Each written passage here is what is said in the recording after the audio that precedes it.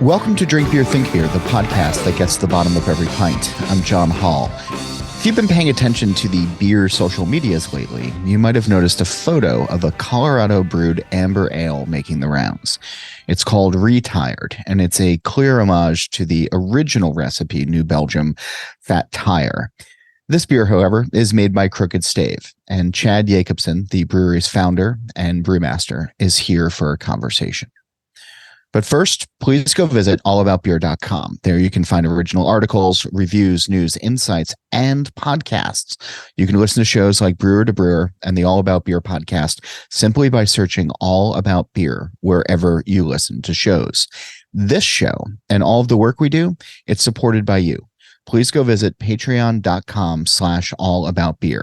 A few bucks goes a long way to help keep the content fresh and to fund writers, photographers, creators, and editors. And if you'd like to learn more about advertising on this show, please email info@allaboutbeer.com. Speaking of that, Shopify's already taken the cash register online, helping millions sell billions around the world. But did you know that Shopify can do the same thing at your retail store? Give your point of sale system a serious upgrade with Shopify. Sign up for a $1 per month trial period at shopify.com/drinkbeer. That's all lowercase. Go to shopify.com/drinkbeer to take your retail business to the next level today. Go to shopify.com/drinkbeer. Chad Yakobson founded Crooked Stave Artisan Beer Project 13 years ago, and originally it focused around Brettanomyces. As his official bio points out, his brewing master's thesis was on Brettanomyces and its use in the brewing industry. Quote, wanting to spread the wealth of knowledge, Chad published his research as an open source website to provide a greater understanding of Brettanomyces yeasts for brewers, focused on strain-specific fermentations and the major compounds produced during pure culture anaerobic fermentation and wort. The application of these yeasts has proliferated throughout the brewing industry, end quote. Wild Wild Brett, where I'll begin the conversation, was a research and development series that really helped drinkers of the time better understand the yeast. But a changing beer world has it backburnered today. Still, everything old can be new again, including amber ales. So when New Belgium announced that it was fundamentally changing its famed fat tire from an amber ale to more of a golden one, many folks were heartbroken, even if they hadn't purchased the beer for some time. Chad walks me through how this homage came to be and how he never thought Crooked Stave would ever make an amber ale. A lot has happened in 13 years, and Chad weaves the story of Crooked Stave and the larger beer industry through the lens of Colorado. Here's our conversation. In thinking about this conversation in advance, I was going back in my mind of beers of yours that I enjoyed from when you first opened up, and I kept coming back to the Wild Wild Brett series. And what did you say? That's amazing? Yeah. Why is that amazing? It's cool because it really does set it back. Those were the first beers. It was the impetus for the brewery and the brand, and got us launched and got us on our feet and running. What was your intent back then with that series? I know it was some of the marketing info was, to explore the many or the versatility of Brettanomyces, but what inspired you early on to sort of dedicate a whole line of beers to Brettanomyces? It really was, discovery and creativity, which I think is the hallmark of Crooked Stave. It's what still spurs me to this day. And it's also sort of brought on by this idea of, so that Brettanomyces research that I'd done, to me, it was fascinating. It answered a lot of questions that I had, spurred a lot of ideas as well, and was put in my head, okay, research and practicality, like how is this relevant? And that was really put in my head by Peter Buchart, the brewmaster at New Belgium at the time.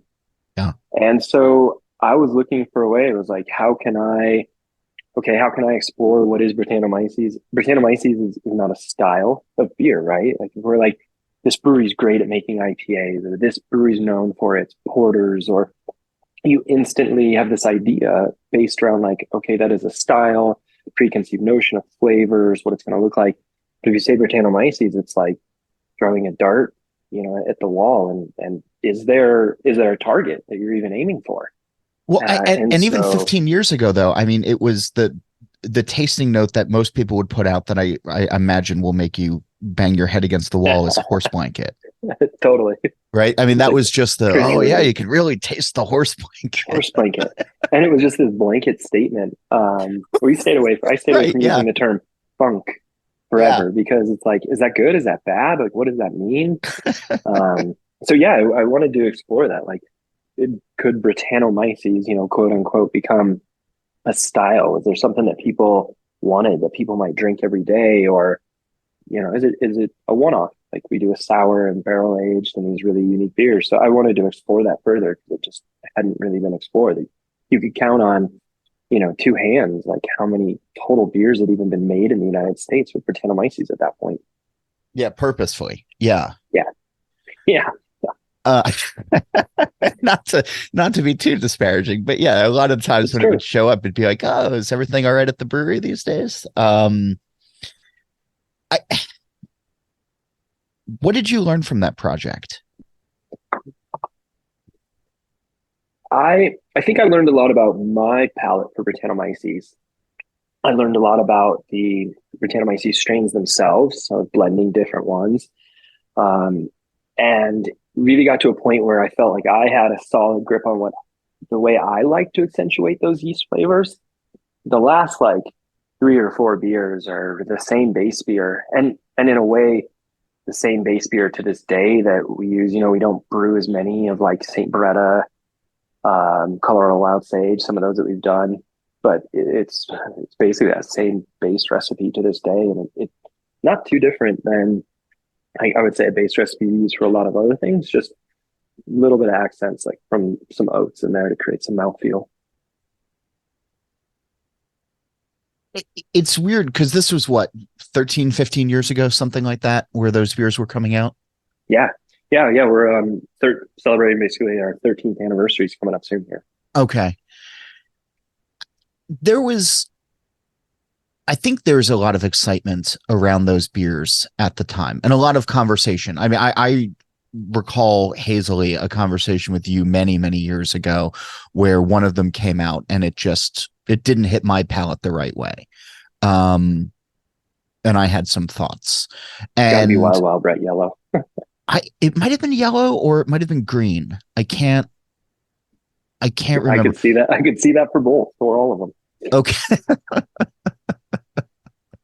One of them was like really showcasing a cattiness to it that I just couldn't get past. Oh, it's got to be Wild Wild Brett Green, Okay. because it used Galaxy hops, like before Galaxy became the rage. Yeah. They were available, and that was like basically primary dry hop, everything hopped with Galaxy. So yeah, caddy sounds about right. Okay. I want to say there's a conversation in New York at Savor one year, but I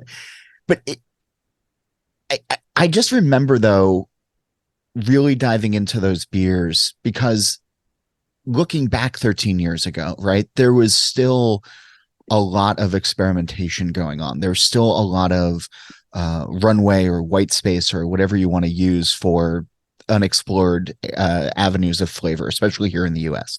And you were pushing the envelope on Brettanomyces, and then it seems like the shift came to the hazy IPA, and that's where everybody kind of put their attention, and or a lot of consumers put their attention, and a lot of brewers put their attention, and a lot of the yeast strains or the funk went by the wayside. And I'm wondering if that hadn't happened, was there a long tail, do you think, for some of those beers, for the Brettanomyces forward beers? Like, did we miss out on further exploration as consumers because we were too enamored Yeah, I with mean, such a mosaic? I don't want to. I actually haven't. Yes, is similar. I do think so. I do think that like the wind was really taken out of, and maybe even a larger segment of the industry. I think you make a really good point. Like if you remember, that was as it looking back now, it was kind of the coattails of Dogfish Head's like extreme beer fest, right? And these Yeah. beers that we were making. I remember really fascinating, really creative, like fun beers we were brewing at Odell Brewing Company. The stuff that New Belgium was doing, just the time Dogfish Head, you had these some of the Michigan breweries and the creativity, the extreme beer, like everyone kind of sees it a little bit differently. There was just a lot of stuff going on. I think it was really positive. I think it was really fascinating. There was various different types of barrel aged beers, just kind of this. It was a lot for sure, and it's hard to say where it was going. But it does seem like, yeah, kind of the wind, like the sail was just taken out of it. For us, it was pretty abrupt. Like, it was insane in Colorado's culture. I just had beers with Andy Parker last week, and he Sure. was former barrel wrangler, right, at Avery Brewing Company. Yeah. And then a Denver Messing beer. around Yeah. with 3,000-4,000 different barrels, oak Yeah. barrels. And yeah, and then creativity at Denver Beer Co. And we were just kind of talking about it. And back then, like I remember going to Avery's events and waiting for whether it was like Mephistopheles or when they started doing all their releases, like with Brabant and all those different Brett, wild, and sours that they were doing. And Yeah. that trickulated to us at Crooked Stave. We would have 300-400 people lining up. Mind you, Colorado is very different than the East Coast. I think Of course. you have to divide things by 10 because of the population. Okay. So 300 people in Colorado would be 3,000, in New York or Vermont or kind of out that way. And all of a sudden, when the Tired Hands and Friends Breweries and other half and different, when you started having people waiting in line and putting chairs down, and then it felt like overnight, all of a sudden, people just weren't really, they went from buying 3, 4, 5 cases of a single type of wild and sour to like 1, 2, 3 bottles. Yeah. Um, so Yikes. I, so I do think that, and it was kind of felt like nationwide across the board. Everyone started just changing their programs, and everyone started making hazy IPA. So I think that space in your brewery for whether it was creativity or that time that you were using sort of, just, yeah, shifted to let's make hazy IPAs. And we haven't seen the same, I think, sort of creativity since then. I haven't felt it, as a mass, I think, across the US. And there's also something to be said about the quick kettle sour beers as well. Some of the fruited kettle sours that were coming out there that not supplanted the Brett forward beers, but in some ways, again, for a brief period of time, and I think they're still out there quite a bit, but not maybe in the same fan base way that they were. But the tartness of those Yeah. kind of replaced the funkiness of some of those really nuanced Brettanomyces forward beers.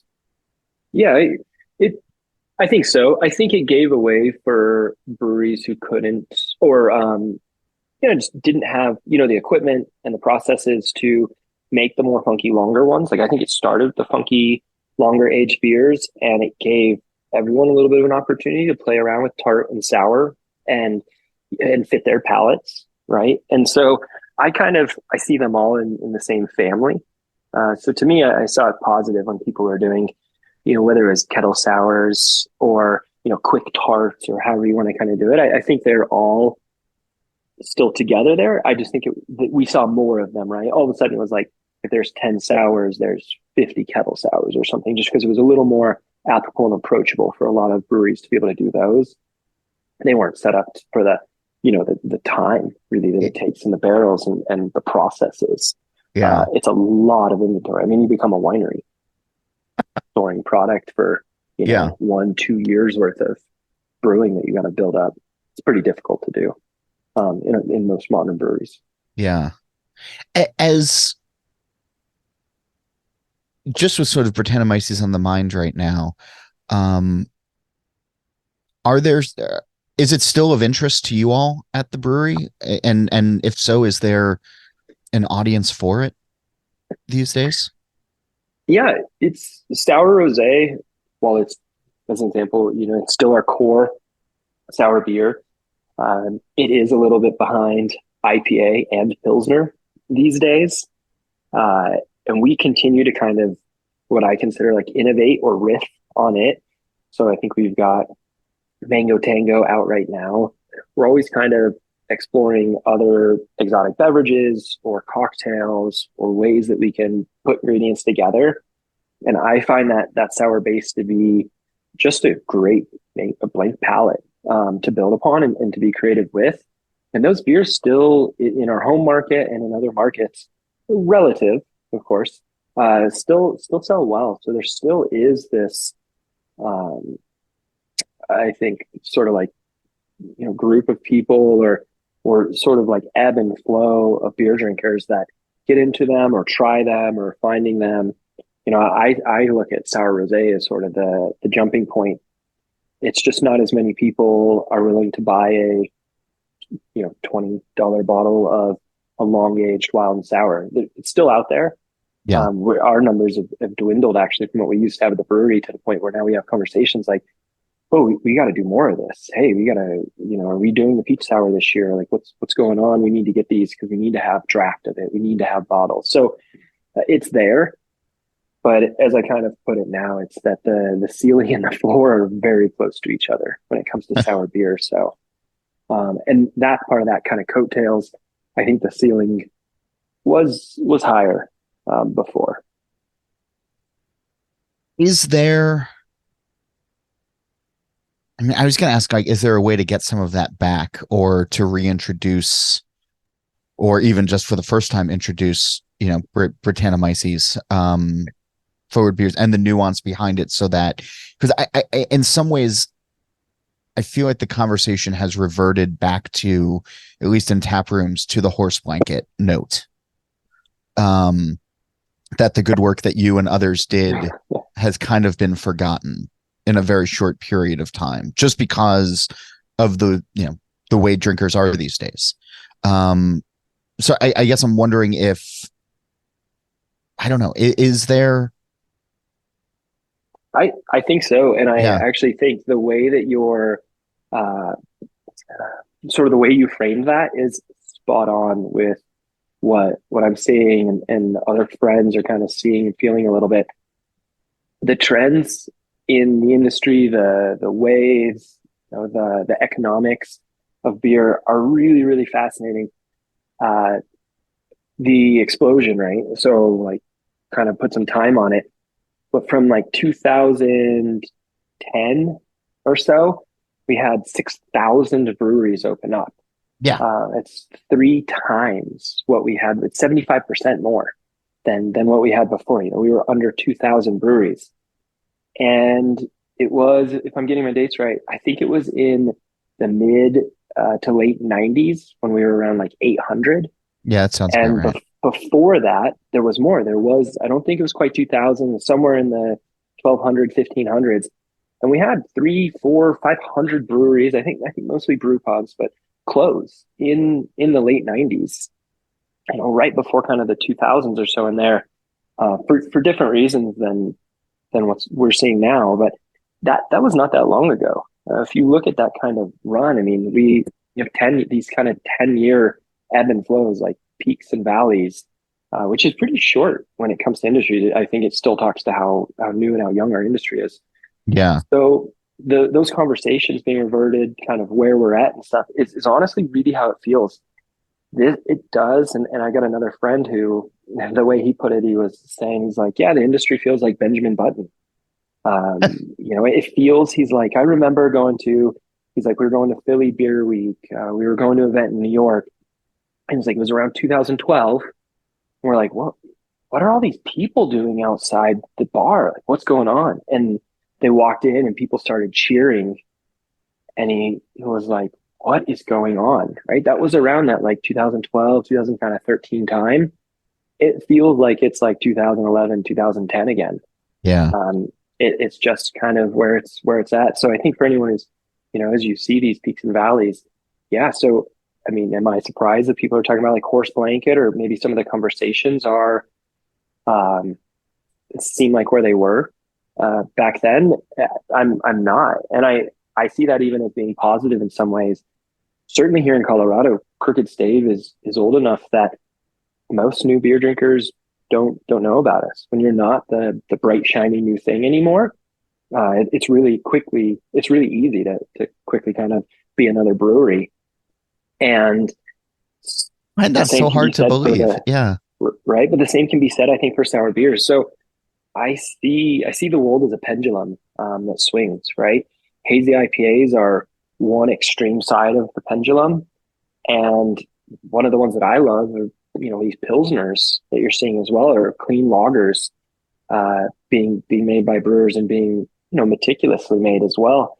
But those are just two sides of that kind of that pendulum swinging. So it's a very long answer to, I could honestly see a world where sour beer, like cork and cage, 750 ml bottles, actually make a comeback because they're almost so old that it becomes new again.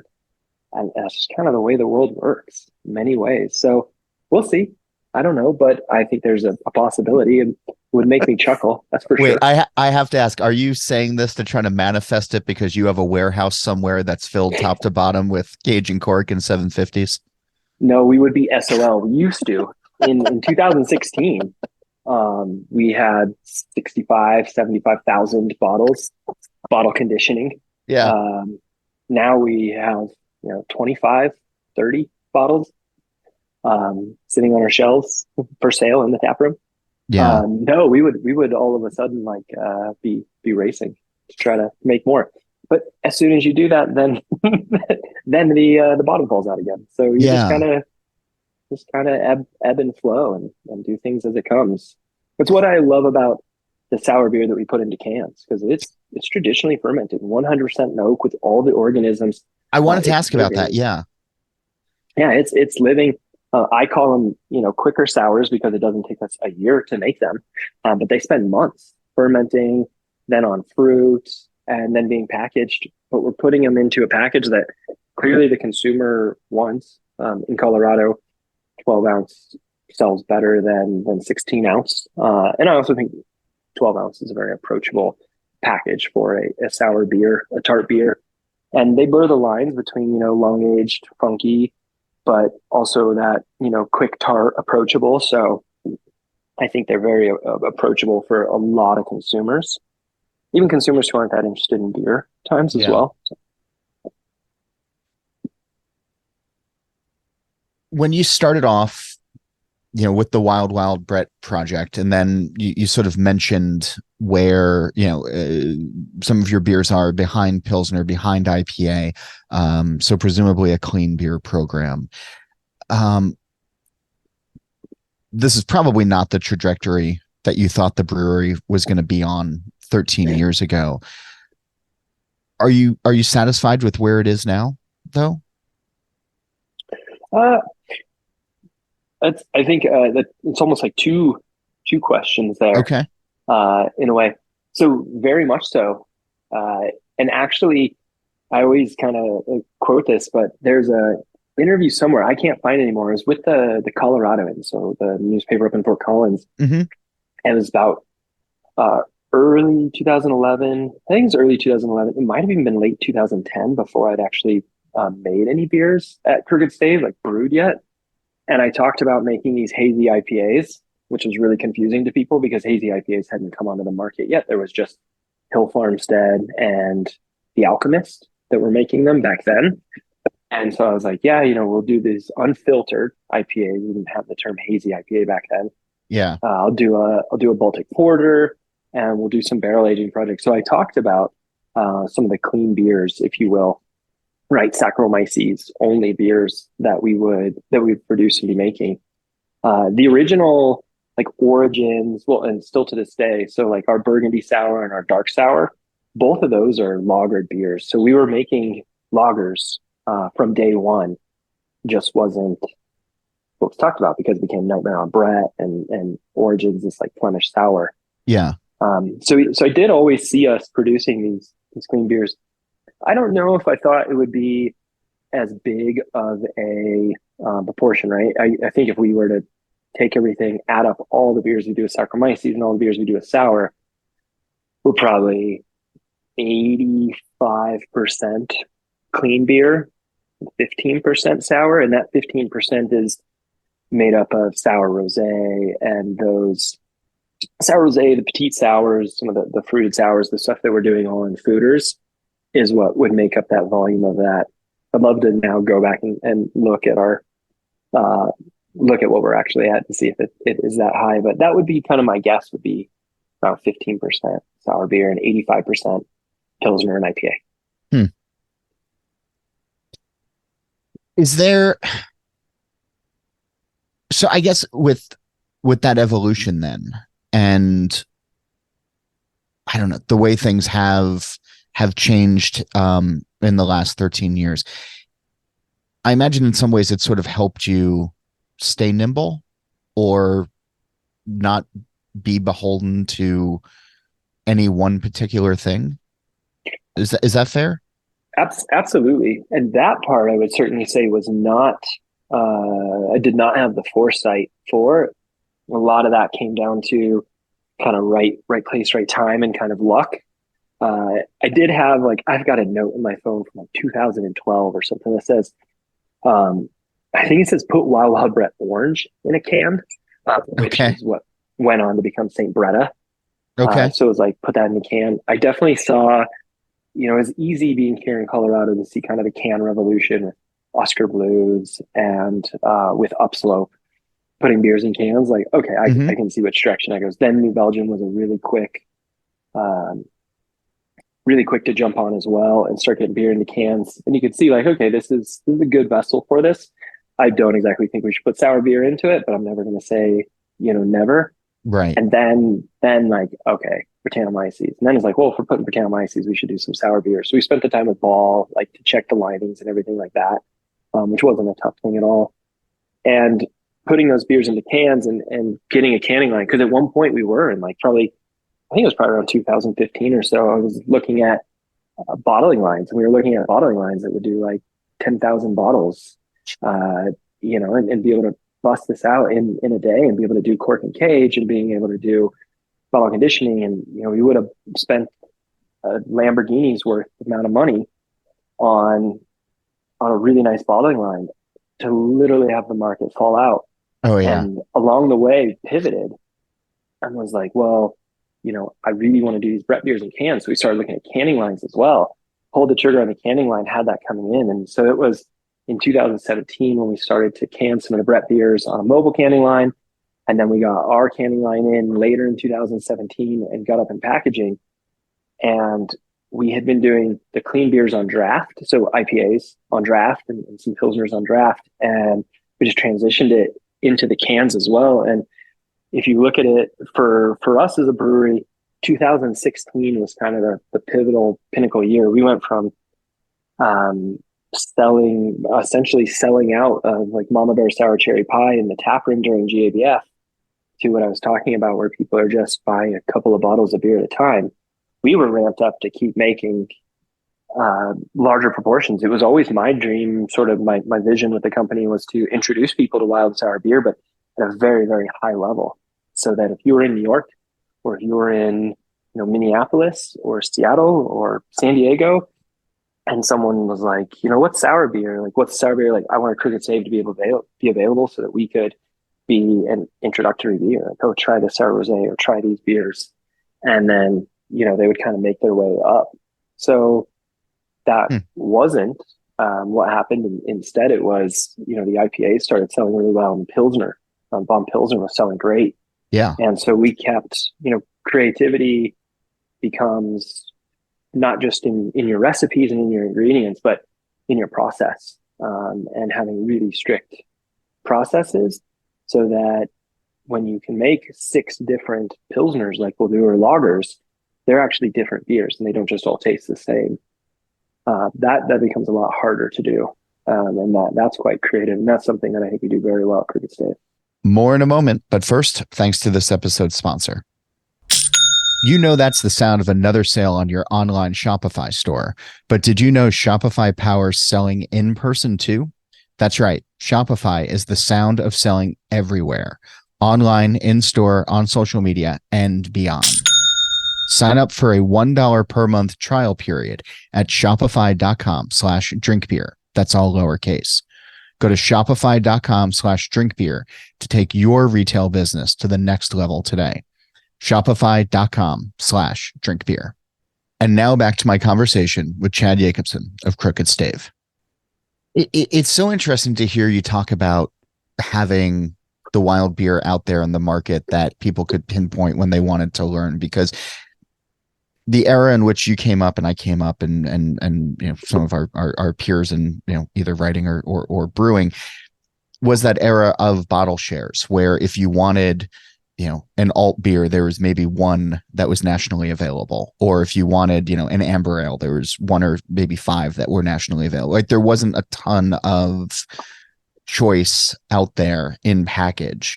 You know, Saison DuPont with pretty much national distribution and global distribution, you know, is that gold standard. Not only because it tastes great, but because you can pretty much find it anywhere and you're going to know it's reliable. It's just sort of interesting that doesn't really exist in the same way that it did 15, 20 years ago with the one example or the gate or the one gateway, with so much choice out there these days. Are you able to still sort of cut through the noise locally on that front, even if people aren't in New York or in Minneapolis, you know, getting your beers? That's a good one. You know, that's a really interesting one. I've always, in a way, like talked about Crooked Stave and where it's at. I think with Colorado, it is a very difficult market. It is very saturated, heavily saturated.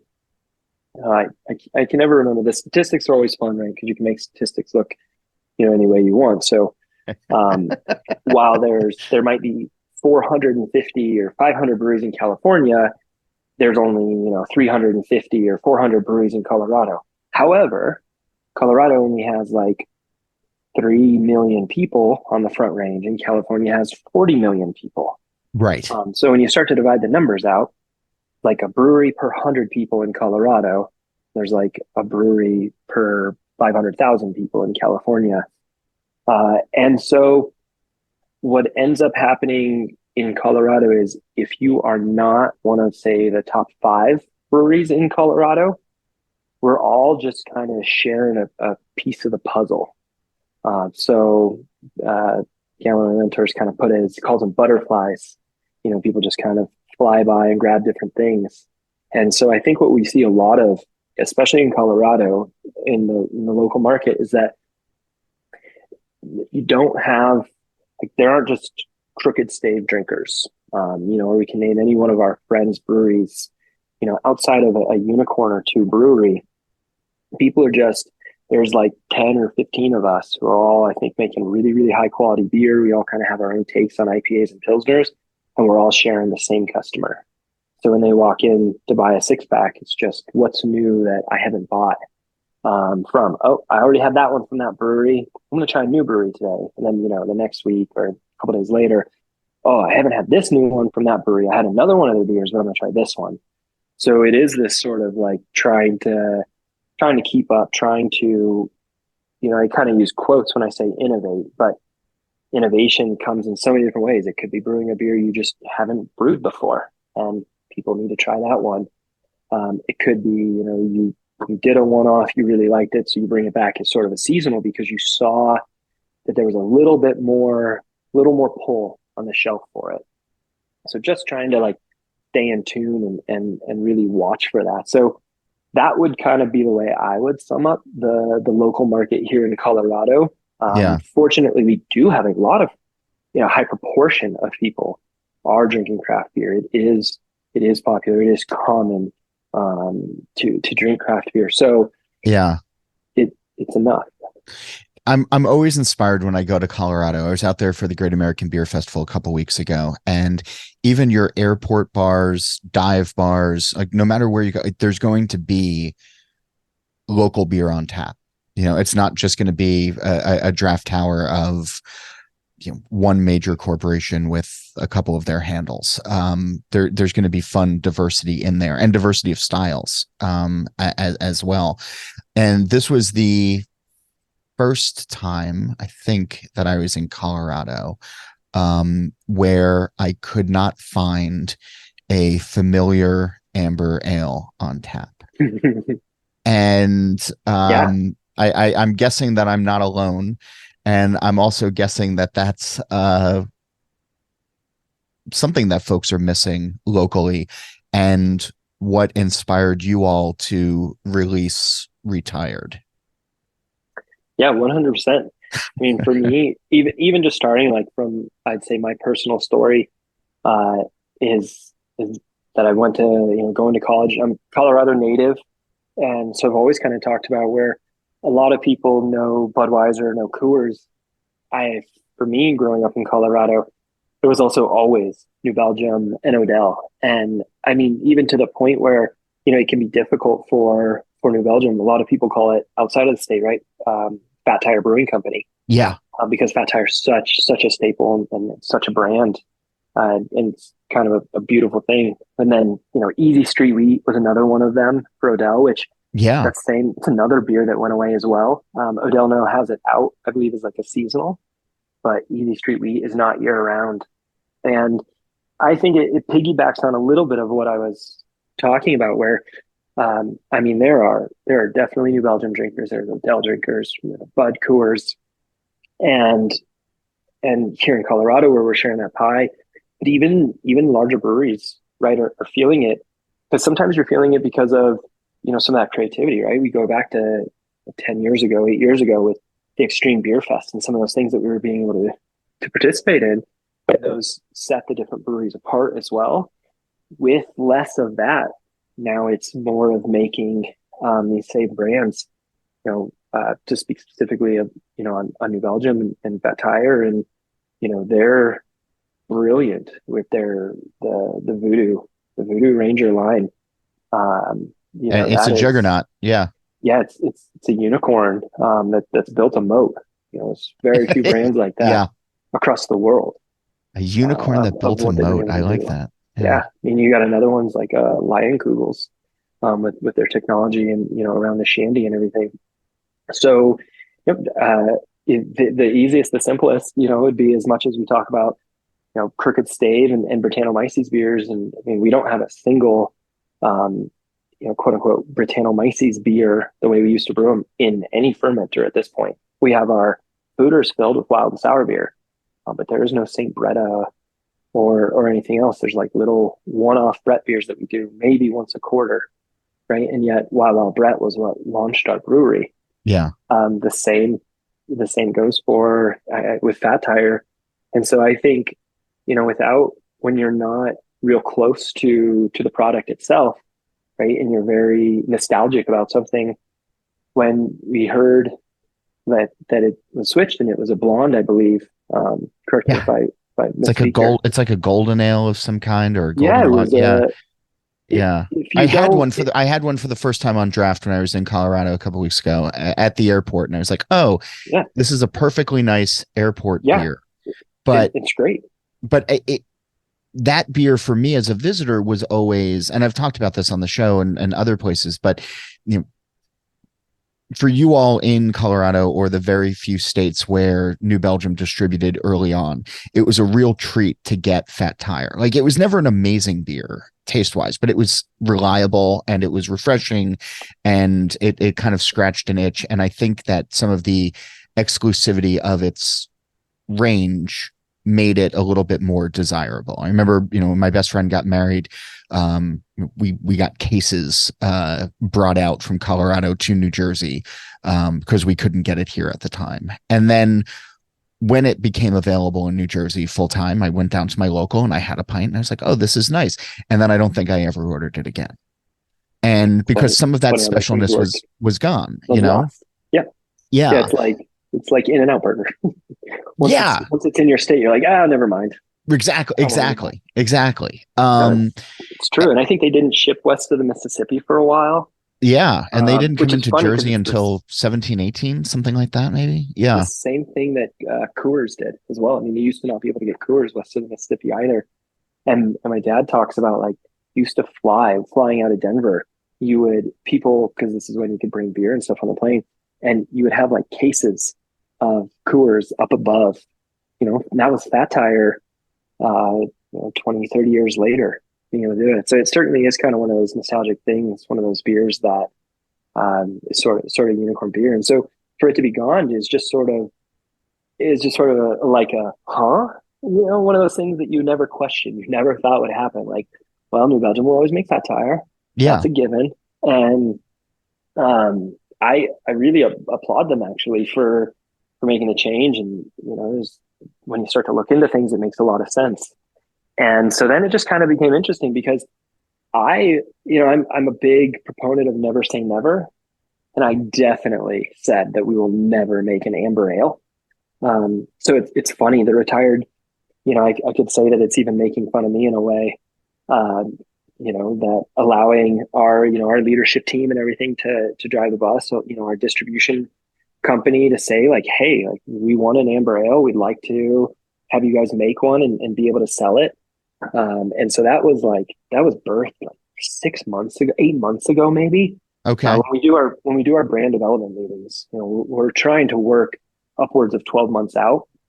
You're solidifying each quarter. So even the upcoming quarter, there's still like, okay, is everything 100% ready? Boom. Okay. Quarter after that. And so the amber ale had in a way been on there for a little while, and I probably just kept getting us to punt on it over and over again. And then it was coming up, and we were in one of our leadership meetings, like the quarterly meeting, and we were all kind of talking about that because it had just happened. And I'd always, since way back in the day, had fun names, I think, for if I had, back then, this is like when I was still in brewing school, if I was ever going to make an amber ale. I remember one time I was in Egypt, actually. They give you 3 weeks to study for finals in the UK where I was studying. And so I went to Egypt for 3 weeks. And I was riding a bike. And to study or just to kind of blow off steam? Just to, once you're in the UK, it's so cheap to travel around and stuff. And so okay. I had 3 weeks off, and I'm studying for your finals for brewing is great. It's not hard to bring your books with you and be able to read and stuff while you're visiting some cool places. So I remember getting a flat tire and being like, oh, flat tire, like that would be a really cool amber ale, right? There's like so many fun puns and stuff you could do. And then when the beer was gone and we had this amber ale, we were like, well, we could call this like retired or retire or kind of, different fun takes. And we stuck with it and actually kept the name and kind of ran with it on the label. So it was very interesting to see. What's reception been? The reception has been really, really good. The amount of texts I've gotten from friends around the industry, even people not in the industry, who saw it and text, it's been really, really positive. People love it, which I think is awesome. And I personally find that great because I think a lot of times there can be a lot of negativity and a lot of people jumping to an incorrect conclusion. My take is we're in the brewing industry, right? I mean, I've said this, and kind of a saying with brewers is, we're not saving lives. Like, we're making beer. This is something that, maybe a company is a really nice meal, or, like you were saying for the wedding where you guys bought cases of Fat Tire and stuff. It's something that's, celebratory and joyous. And I think if you're not, celebrating and being positive and seeing things for the fun, that could be difficult. So I was really excited by how positive it was, how positive everyone was, just to like say that they got it. And that was awesome. And they saw it. So I don't think we expected anything like that. I think for us, it was just, putting out this little amber ale from Crooked Stave, and hey, this will be cool. And then we'll brew another beer, in another month. That'll be a different style. Yeah. It, I hesitate to ask this question, but is there a possibility for an amber ale renaissance in the US, do you think? Or are we just at that it's going to be kind of a It niche would thing? be, it's one of those things now. I think my answer is kind of the same, which is, um, I'm trying to think of it partially like not satirical, but kind of, uh, yeah, I mean, in a fun way, I think it would be hilarious if it was. I really do. Uh, the reason why I always said we would never brew an amber ale is because Colorado is literally, and I've read this before, this is not my quote, it's the ubiquitous amber ale state. Like that is what we are known for. So you have to thank Fat Tire for, doing Yeah. literally putting Colorado on the map and putting New Belgium in like the middle of the United States when it comes to breweries, and its importance. I mean, there's again, you look at Bell's and Two Hearted or something, right? And that's what made IPAs for so many years. And so it's very fortunate. But anyone else who made an amber ale in Colorado, it went nowhere, and it wasn't Right. even like enjoyable to brew. For the breweries who brew them, it's kind of And like why not trying to brew enjoyable? a blonde. You, it's not. That there's another beer out there that is selling hundreds of thousands of barrels and already has all the accounts and already has everything to it. Yeah. So you're brewing this beer that like I'd rather brew a pale ale, I'd rather brew the IPA, I'd rather brew this porter, these different things. If you know that you're getting behind it, but you also know that you're creating sales and people are, it's a passion project. Like when you make something, you want people to enjoy it. If Crooked Stave started making an amber ale and people started going nuts for it and we're like, I love your amber ale, and all of a sudden, bars started wanting to bring it on and stuff like that, yeah, we would brew more of it because that's part of making something is knowing that you're making something that brings enjoyment that other people want. And Yeah. like when you're in Colorado and you're brewing just another amber ale because there's already this really, really big one, you're like, couldn't we do something else? And I think that did help spur creativity in Colorado, probably as everyone else dropped their amber ales. I remember Avery, I used to try everyone. It's funny, like that was the time though, back in Colorado. You would try everyone else's amber ales. I remember Oasis, Boulder Beer, Avery, like you could just start naming all these breweries that had them, and they haven't had them for 10 years now. Yeah.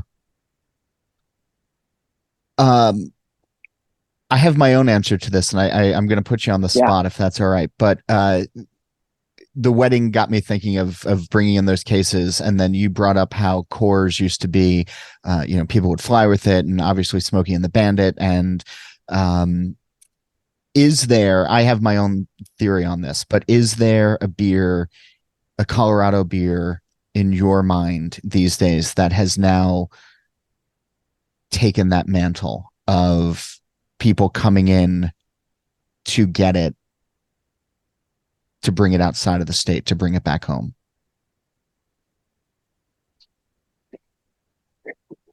This will be I am not sure that I am in tune enough Okay. with the industry and what beer people are drinking, to really know that, right? I think, I don't know if, back in the day we had Rate Beer and Beer Advocate. Um, I don't know if those are real prevalent anymore. I think there's like Yeah, not On really. Tap or what is it? Yeah. Yeah. Um, and some of those different apps, and I'm not on them. I haven't seen anything. Smart. I, from friends, I mostly spend my time like mountain biking and working out and skiing. So I get to see beers here and there and stuff. Um, I think that Weldworks has done a really great job. I think transcending that small brewery making a lot of different beers or doing IPAs. And, they've continued to kind of keep that creativity, keep the quality. And I think they've been able to continue to grow in a difficult market here in Colorado, both in chain, and abroad. So I would guess that WeldWorks is that way, and I think Outer Range I hear a lot as well. Oh It's probably got a yeah. lot to do with skiing and stuff, Yeah. and being up in Summit County and that. A lot of raging fans about Outer Range as well. So, I think those are two that have been really hot and doing really, really well. But WeldWorks certainly, is getting up there, and they just in years, in age and how long they've been around, and I think just continues to make really good strides. So I think that some of their beers people are still probably coming in and buying and leaving in the state with them would be my guess. That's cool. Yeah, I like what Neil is doing and his team up Yeah. there. I think that's really cool. I was going to say slow pour pills Ooh, that would be another one too in that has cans. definitely Yeah, garnered. Yeah, yeah. yeah, yeah. It is usually what I get from people saying, "Hey, are you checking a bag? Can you bring me back slow Slow pour pour. pills?" And it's like, no, That's cool. just go there for the price of an airline ticket. Go and sit there and experience it. And it's, and then obviously go and visit Crooked Stave as well. Before I let you go, I want to ask you the green door question. And Okay. the premise is on the television show The Good Place. In the final season, they introduce a concept of the green door, where the characters can walk through it and be anywhere, doing whatever they want to be doing. And so, if we had a green door on our plane of existence and this conversation ended, and you could walk through the door and be at any pub or any brewery anywhere in the world, where would you want to go? Who would you want to be with? And what would you like to be drinking? That's amazing. Uh, I would I would walk through the green door, and I would be in Brussels, Belgium, and I would be at Brasserie de la Seine, and I would be sitting there drinking with Sean Hill and Yvonne de Beets. Yvonne de Beets being the owner of Brasserie de la Seine. Of course. Yeah. It is I think if not the best beer in the world, some of the best beer in the world. Certainly the best beer in Belgium. And you would be with someone. Yvonne is just unmatched from intelligence and fun, and also, kind and nice, and just such a great person. And you'll probably from there do a pub crawl, because he knows all the bars and knows everyone who owns them, and it'll be 5 a.m. Next thing you know. But that would be where I go. That I love a Belgian beer. Being there, drinking the beers, but Yvonne de Beets is a very special person, and his brewery is phenomenal. Agreed. A lot of conversations about horse blanket, I imagine. And we could talk about Brettanomyces and horse blanket and saisons and the history, and yeah, it'd be wonderful. Chad, thanks for being on the show this week. It's always great catching up with you. It's been too long, but thanks for the insight. Thanks for taking the time. Absolutely. Thank you so much. Thanks for reaching out. Love being able to be on the show. It's always great talking to you. Have you found an amber ale substitute to the original Fat Tire that scratches the itch? If so, tell me about it. You can email me. It's John Hall. That's JOHNHOLL at allaboutbeer.com. That's also how you can get in touch with questions, comments, and guest suggestions. A reminder, please go visit allaboutbeer.com.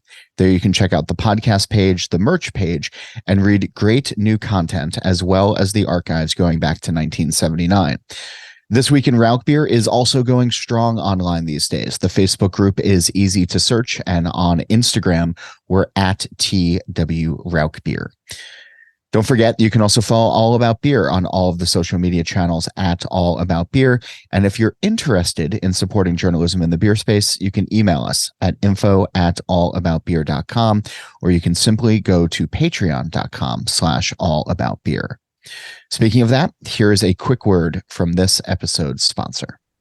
Customers are rushing to your store. Do you have a point of sale system you can trust, or is it a real POS? You need Shopify for retail. Shopify POS is your command center for your retail store. From accepting payments to managing inventory, Shopify has everything you need to sell in person. Sign up for a $1 per month trial period at shopify.com/drinkbeer. That's all lowercase. Go to shopify.com/drinkbeer to take your retail business to the next level today. That's shopify.com/drinkbeer. Another quick reminder, All About Beer has a podcast channel now. Search and subscribe on your podcast platform of choice. Just search All About Beer. Steal This Beer still has new episodes every Monday, and the BYO Nano podcast comes out on the 15th of every month. As for this show, Nate Schweber does the music, Jeff Quinn designed our logo, and I'm John Hall. New episodes release every Wednesday, and that's when I'm going to be back again to drink beer and to think beer.